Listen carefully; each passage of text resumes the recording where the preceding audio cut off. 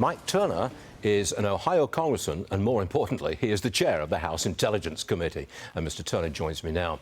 Congressman, we're in a tech war with China. How far do you want to push it? Well, I think we all want to push it farther than the Biden administration is willing to. I mean, what we have currently is the Biden administration allowing China to continue to escalate a very aggressive policy toward the United States, being now an identified adversary, self-identified by China, where you have spy balloons coming over our country, you have police stations, you have now the reports of Apple products being banned. You know, clearly they have escalated the conflict where we have our Treasury Secretary going to China and seeing her counterpart and bowing.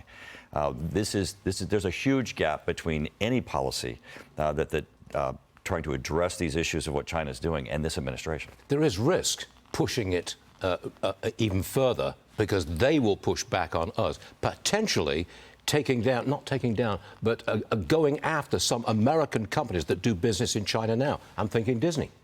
Well, I mean, we certainly want a constructive economic relationship with China and their presence in the world community.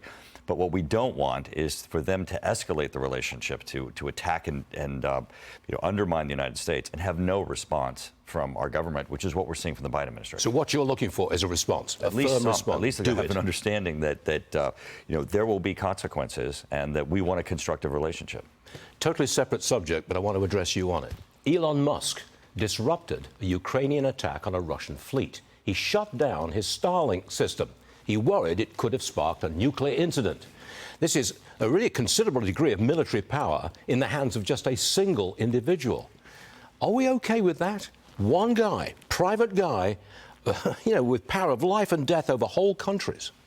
Well, certainly in this instance, the Elon Musk Starlink has been an incredible multiplier for Ukraine. Ukraine would not be where they are today if it wasn't for his system allowing them to enable connectivity, communications, and to execute the defense of their country from this horrible aggression from Russia.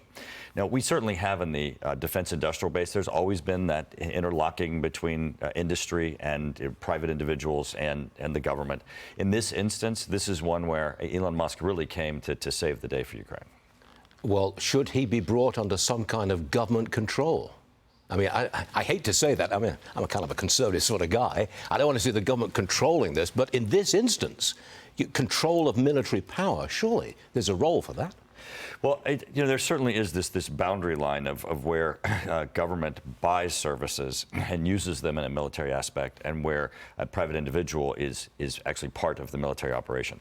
That line is very difficult, especially in this instance where Ukraine was attacked by Russia and they had to sort of respond and build up military capability. He gave them Starlink. Absolutely, and it was essential.